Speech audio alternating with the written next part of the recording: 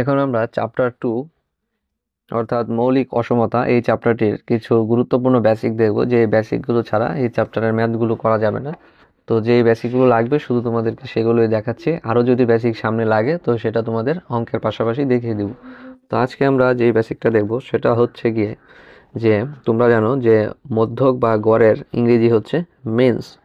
তো আমরা যদি এখানে লিখি মধ্যক বা গড়ের ইংরেজি হচ্ছে কি মিনস, এই মিনস অর্থ হচ্ছে মধ্যক বা গড়। তো এই গড়কে আবার 3 ভাগে ভাগ করা যায়। তো প্রথমটা হচ্ছে যুগোত্তর মধ্যক। তো যুগোত্তর মধ্যকের ইংরেজি হচ্ছে এরিথমেটিক মিন, ARITHMETIC, এরিথমেটিক মিন মানে হচ্ছে যুগোত্তর মধ্যক। আর এটাকে সংক্ষেপে লেখা হয় এই যে এরিথমেটিকের এ আর এই মিনের AM, বা এটাকে আরো সংক্ষেপে লেখা যায় যে শুধু এ। এটা হচ্ছে যুগোত্তর মধ্যক। তো যুগোত্তর মধ্যকটা লিখতে হয় এই যে এইভাবে AM, বা A ইজ ইকুয়াল টু হবে A+B/2। তো তোমরা যদি কোনো ম্যাথের মধ্যে দেখো যে A+B/2 আকারের কোনো রাশি আছে, তাহলে সেটাকে তোমরা ধরে নেবে যে যুগোত্তর মধ্যক। তো এটাই হচ্ছে যুগোত্তর মধ্যক। আর এই যুগোত্তর মধ্যকটা যদি কোনো n সংখ্যক যোগবোধক সংখ্যা, যেমন ধরো A1 A2 dot dot AN এর জন্য হয়, তো সেই ক্ষেত্রে যুগোত্তর মধ্যকটা হলো গিয়ে যে এখানে A+B আছে, তার মানে উপরে হবে A1 A2 plus dot dot dot plus AN, আর নিচে হবে n সংখ্যক, তার মানে নিচে হবে 2। তো এটাই হচ্ছে যুগোত্তর মধ্যক বা এরিথমেটিক মিন, সংক্ষেপ হচ্ছে AM বা A। তো তারপর আমরা দেখব যে গুণোত্তর মধ্যক।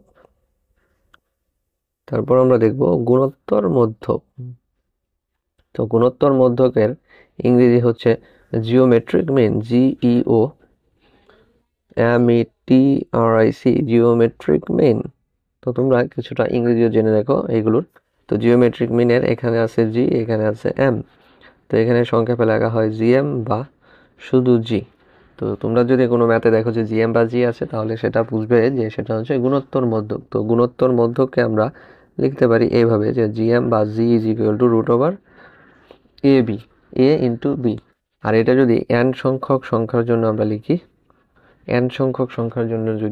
তাহলে আমরা লিখবো যে জিএম বা G is equal to √A1 A2 dot dot dot AN। তো এই লাইনটাকে কিন্তু আমরা এভাবে লিখতে পারি যে A1 A2 dot dot AN।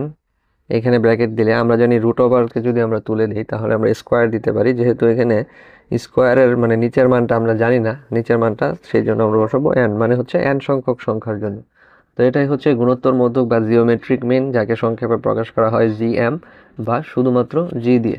তো এখন আমরা দেখব লাস্টেরটা, সেটা হচ্ছে ভাজিত মধ্যক।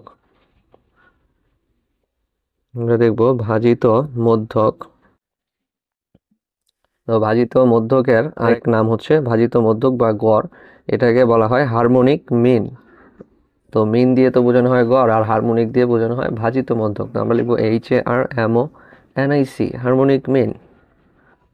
হারমোনিক মিনকে সংক্ষেপে লেখা হয় H, এখানে আছে M, বা শুধুমাত্র আমরা লিখতে পারি HM বা H দিয়ে প্রকাশ করতে পারি। তো এটা হচ্ছে ভাজিত মধ্যক।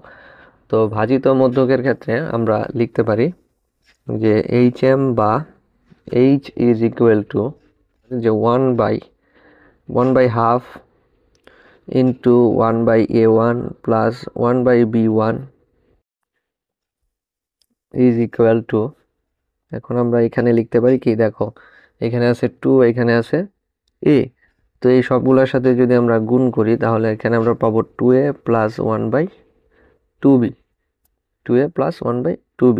তো এই লাইনটাকে যদি আমরা লসাগু নেই এবং উলট পালট করে দিই, তাহলে কি হয় দেখো, এখানে আছে 2, এখানে আছে, যদি লসাগু নেই তাহলে এখানে হবে 2AB। তো এখানে আছে 2A দিয়ে কাটা গেলে হবে শুধু B, আর এখানে আছে 2B দিয়ে কাটা গেলে শুধু হবে A। এই লাইনটাকে যদি আমরা উল্টিয়ে দিই, তাহলে আমরা পাবো হলো গিয়ে 2AB। তো এইখানে তো ছিল 1, এখানে তো 2 হবে না, এখানে হবে 1ই। এখানে তো 2 ছিল না, এখানে ছিল 1, তার মানে এখানে হবে 1। তো এখানে যদি 1 হয় এবং এই লাইনটাকে যদি আমরা উল্টিয়ে দিই তাহলে দেখো, তাহলে এই 2abটা উপরে চলে যাবে, তার নিচে হবে শুধুমাত্র a প্লাস b। তার মানে আমরা ভাজিত মধ্যক বা গড় সমান লিখতে পারি যে 2ab by a plus b। এখন এটা যদি আমরা n সংখ্যক সংখ্যার জন্য লিখি, n সংখ্যক পদের জন্য লিখি, n সংখ্যক পদের জন্য হবে hm বা h is equal to যে 1/n into 1/a1 plus 1/a2 plus dot dot dot plus 1/an আমরা এই লাইনটা লিখতে পারি। তো এই লাইনটা যদি আমরা এই লাইনটার মতো যদি উল্টে দিই তাহলে এখানে nটা উপরে চলে যাবে, এখানে হবে 1/a1 plus 1/a2 plus dot dot dot plus 1/an। তো এটাই ছিল গুণোত্তর মধ্যক, যুগোত্তর মধ্যক ও ভাজিত মধ্যকের বিস্তারিত আলোচনা। তো তোমরা যদি এই অংশটুকু বুঝতে পারো তাহলে আমরা পরবর্তীতে ম্যাথে যাব। তো এখন আমরা এই রিলেটেড একটি প্রমাণ দেখব, যে এই প্রমাণটা খুবই গুরুত্বপূর্ণ। তো চলো আমরা প্রমাণটা দেখি। তো প্রমাণটা হচ্ছে যে দেখাও যে দুইটি যুগবোধক সংখ্যার যুগোত্তর মধ্যক। তো যুগোত্তর মধ্যকের আরেক নাম হচ্ছে সমান্তর মধ্যক। তো সেই জন্য লেখা আছে যে যুগোত্তর মধ্যক বা সমান্তর মধ্যক তাদের গুণোত্তর মধ্যক বা সমানুপাতিক মধ্যক অপেক্ষা বৃহত্তর। এটা আমাদের প্রমাণ করতে হবে। তো আমরা একটু আগে দেখে আসলাম যে যুগোত্তর মধ্যককে প্রকাশ করা হয় কি দিয়ে, am দিয়ে, আর গুণোত্তর মধ্যককে প্রকাশ করা হয় gm দিয়ে। তো এখানে কার থেকে কে বড় বলছে প্রমাণ করতে, দেখো তো এখানে বলছে যে সমান্তর মধ্যক তাদের গুণোত্তর মধ্যক বা সমানুপাতিক মধ্যক অপেক্ষা বৃহত্তর। অর্থাৎ আমাদেরকে এখানে দেখাতে বলছে যে যুগোত্তর মধ্যকটা হচ্ছে বড়, সেটা দেখাতে বলছে। এখন আমরা সেই অনুসারে কাজটা করব। তো আমরা প্রথমে লিখব যে ধরি a1 a2 dot dot an হচ্ছে যুগবোধক n সংখ্যক সংখ্যা, n হচ্ছে যুগবোধক n সংখ্যক সংখ্যা, যুগবোধক n সংখ্যক সংখ্যা। আমরা এই লাইনটা এখানে লিখব যুগবোধক n সংখ্যক সংখ্যা। তাহলে আমরা একটু আগে দেখে আসলাম যে যুগোত্তর মধ্যকটা কিভাবে লিখতে হয়। এটা যদি একটা যুগবোধক সংখ্যা হয় তাহলে আমরা যুগোত্তর মধ্যককে am বা a দিয়ে প্রকাশ করতে পারি। তাহলে আমরা লিখব a equal to a1 plus a2 plus dot dot dot plus হবে an। আর নিচে আমরা দেখেছিলাম হয় হলো গিয়ে যে সংখ্যাটা থাকে এটা। তো এখানে যেহেতু সংখ্যা নেই তার মানে n সংখ্যক, তার মানে হবে n। এবং আমরা এখান থেকে লিখতে পারি যে এটার গুণোত্তর মধ্যক হবে এরকম যে a1 into a2 dot dot dot an, আর এখানে পাওয়ার হবে 1/n, যেটা আমাদের n সংখ্যক সংখ্যার ক্ষেত্রে দেখেছিলাম। তো এই পর্যন্ত যদি হয়, এখন আমরা লিখব যে কিন্তু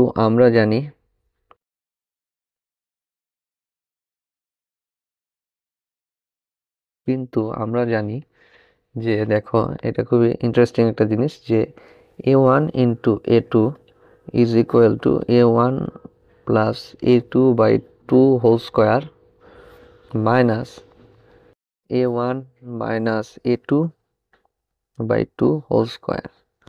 তো তোমরা a1 আর a2 যদি একটা মান ধরো আর এই মানগুলো যদি এইখানে বসাও তাহলে দেখবে যে a1 আর a2 এর গুণফলের মানটা যেটা আসছে এইখানেও a1 আর a2 এর মান বসালে সেম মানটাই আসবে। তো এই জন্যই এই কারণে এখানে সমান চিহ্ন দেওয়া হয়েছে।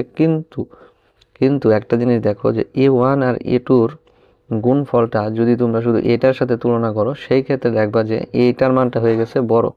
তো সেই কারণে এখানে লেখা হলো যে a1 into a2 less than a1 by a2 by 2 whole square. তো তোমরা এই জিনিসটা যদি প্রমাণ দেখতে চাও তো আমি তোমাদেরকে এখন এই জিনিসটার প্রমাণটা দেখবো যে a1 আর a2 এর মানটা যে এই a1 plus a2 by 2 whole স্কোয়ারের মানের থেকে ছোট হয় সেটা এখন আমি তোমাদের দেখাবো। তো এখন আমরা এই জিনিসটা যদি সত্যতা যাচাই করার চেষ্টা করি তো আমরা a1 সমান ধরলাম 2, a2 সমান ধরলাম 3। তো আমি যদি মান বসাই, দেখো মান কি আসে, এখানে বসালাম 2 প্লাস 3 বাই 2 হোল স্কোয়ার। তো আমাদের এখানে মান আসবে 6, আর এখানে মান কত আসে দেখো, তো এখানে মান আসবে 5 বাই 2 হোল স্কোয়ার। তো 5 বাই 2 হোল স্কোয়ারের মান কত, 5কে যদি আমরা 2 দিয়ে ভাগ করি হবে 2.5 হোল স্কোয়ার। তো তোমরা যদি একটু দেখো যে 2.5 এর স্কোয়ারের মানটা কত আসে, তো আমরা যদি লিখি যে 2.5 হোল স্কোয়ারের মানটা আসে হলো 6.25। তো আমরা দেখতে পাচ্ছি যে এখানে যে আমরা 6.25, তো আমরা দেখতে পাচ্ছি যে এখানে সেম মান নিয়ে A1 ইন্টু A2 এর মানটা যেটা আসলো সেটা থেকে A1 + A2/2 হোল স্কয়ারের মানটা বড়। তো আমরা এই জিনিসটাই মূলত ওই শর্তটাতে লিখেছিলাম। আমরা এটা তো লিখলাম A1 আর A2 ক্ষেত্রে। তো আমরা যদি একইভাবে লিখি, তো একইভাবে আমরা অন্য সংখ্যার জন্য লিখতে পারবো। তার মানে হবে A3 × A4 লেস দেন, এখানে হবে A3 + A4/2 হোল স্কয়ার। একইভাবে আমরা এই লাইন থেকে এটা লিখতে পারি। এখন আমরা লিখব যে সুতরাং A1 × A2 × A3 × A4 less than, এটার লেস দেন সমান আমরা লিখতে পারি যে A1 আর A2, A3 আর A4 কে যদি গুণ করি তাহলে এটাও তো পাশাপাশি গুণ আকারেই বসবে। তখন আমরা সেটাই লিখব। প্রথমে লিখব A1 + A2/2 হোল স্কয়ার, এখানে হবে A3 + A4/2 হোল স্কয়ার। এই সবটাকে আমরা এভাবে লিখতে পারি। তো এটা আমার এখানে যেহেতু জায়গা হচ্ছে না, তোমরা এটা পাশাপাশি লিখতে চেষ্টা করবে, আর যদি না পারো এখানে লিখবে। এখানে লেস দেন চিহ্ন দিয়ে এই দুইটাকে যদি আমরা গুণ করে একসাথে লিখি তাহলে আমরা এটাকে এভাবে লিখতে পারি যে A1 + A2 + A3 + A4, আর এখানে 2 দুগুণে হবে কত, 4।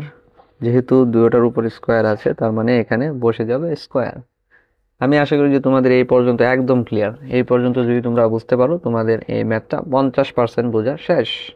এখন আমরা লিখব যে যদি n সংখ্যাটি, আমরা আগে যে পেয়েছিলাম যে n ধরেছিলাম যে n সংখ্যক সংখ্যাটি, যদি সেই n সংখ্যাটি 2, 2 square, 2 cube dot dot dot এভাবে যদি হয়, তবে আমরা পাই, যদি এই n সংখ্যাটি যদি এটা হয় তবে আমরা পাই A1 × A2 × A3 × A4 dot dot an less than, এখানে হবে A1 + A2 + dot dot dot plus an by নিচে হবে n আর এদিকে হবে n। তো এই লাইনটা কিভাবে হলো? এই লাইনটা হয়েছে এভাবে, যদি n সংখ্যাটি এত হয় তবে আমরা এই A1 A2 A3 dot dot an এর গুণফলটাকে আমরা এটার গুণফলের থেকে ছোট বলতে পারি। তো এই লাইনটা কিভাবে হয়েছে? এই লাইনটা যদি তোমরা এটার সাথে মিলাও, যে A3 A4 ছিল এখানে, আর এখানে A1 A2 A3 A4 লিখলাম, এখানে ছিল লেস দেন, এখানেও দিলাম লেস দেন, এখানে ছিল স্কোয়ার, যেহেতু আমরা 2 এর মান নিয়ে কাজ করেছিলাম, কিন্তু এখানে আমরা বলছি n সংখ্যক। তো n সংখ্যক যেহেতু, তার মানে এখানে 2 এর জায়গায় হবে n, এখানেও 2 এর জায়গায় বসালাম n, আর বাদ বাকি যা আছে সেরকমই হলো। তো এখানে যেহেতু সংখ্যা বেশি তাই ডট ডট দিয়ে এই সংখ্যাগুলো লেখা হলো। তার মানে এই লাইনটা এভাবে হয়েছে।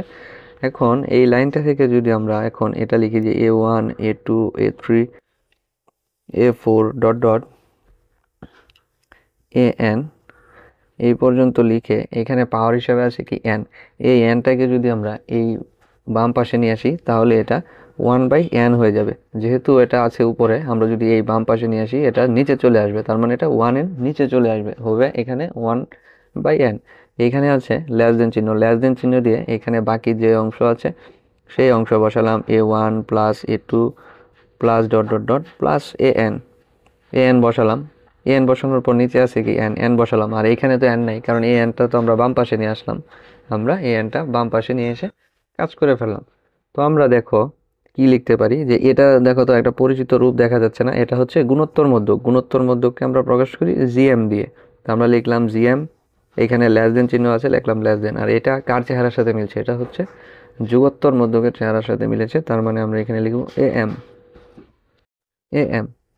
তার মানে আমরা যুগোত্তর মধ্যকটা যে গুণোত্তর মধ্যকের চেয়ে বড়, এটা প্রমাণ করে ফেললাম একটা নিয়মের সাহায্যে। এখন আমরা আরেকটা নিয়মের সাহায্যে প্রমাণ করব যে এই যুগোত্তর মধ্যকটা গুণোত্তর মধ্যক থেকে বড়।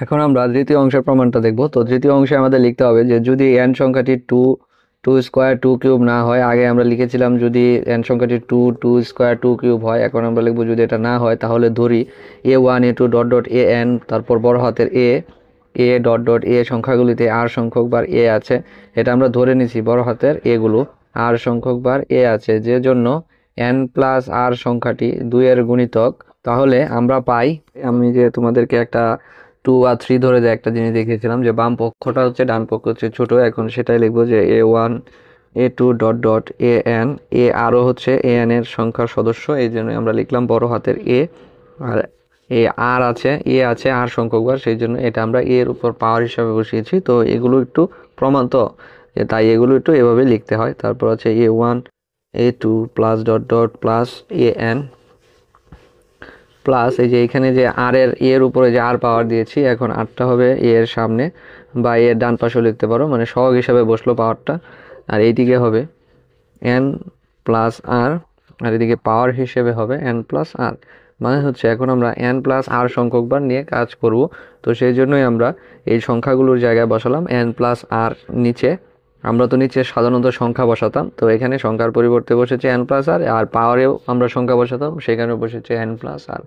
তো এই লাইন থেকে আমরা পরের লাইনে কিভাবে যাব দেখো। তো পরের লাইনে যাওয়ার প্রসেসটাও খুবই ইজি, এখানে লিখবে a1 a2 dot dot an a to the power R, A to the power R লিখে আমরা এই যে এই সবটা উপরের সবটা অংশ সমান আমরা এইখানে লিখতে পারি। এখানে দেখো এ এন আছে, এখানে উপরের সবটা অংশ সমান আমরা লিখতে পারি ছোট হাতের এন ইন্টু এ, আর এখানে আছে বড় হাতে ছোট হাতের আর ইন্টু এ। মানে আমরা এইখান থেকে যে এই পর্যন্ত লিখতে পারি এন ইন্টু এ, আর এখানে আছে প্লাস আর ইন্টু এ, এটা আমরা এটা সমান এটা লিখতে পারি। আর নিচে আছে এন প্লাস আর, পাওয়ার হিসেবে আছে কি এন প্লাস আর। এখন দেখো আমরা যদি লিখি এখানে a1 into a2 dot dot an a to the power R, আর এখানে যদি এখন আমরা এখান থেকে a কমন নেই, তাহলে আমরা পাবো n প্লাস আর, আর নিচেও আছে n প্লাস আর, আর এখানে পাওয়ার হিসেবে আছে n প্লাস আর। এখানে n প্লাস আর আর এই n প্লাস আর যদি কাটাকাটি যায় তাহলে থাকবে শুধু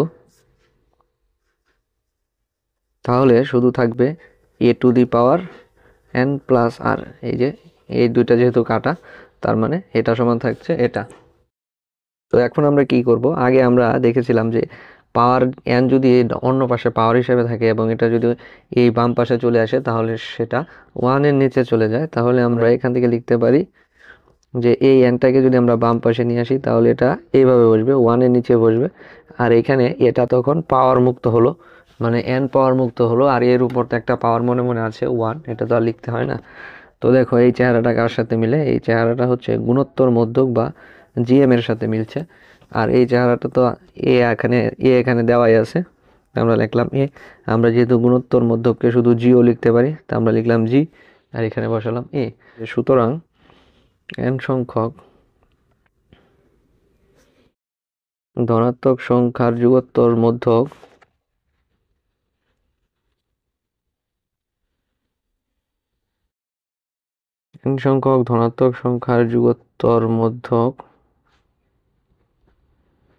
উহাদের গুণোত্তর মধ্যক অপেক্ষা বৃহত্তর।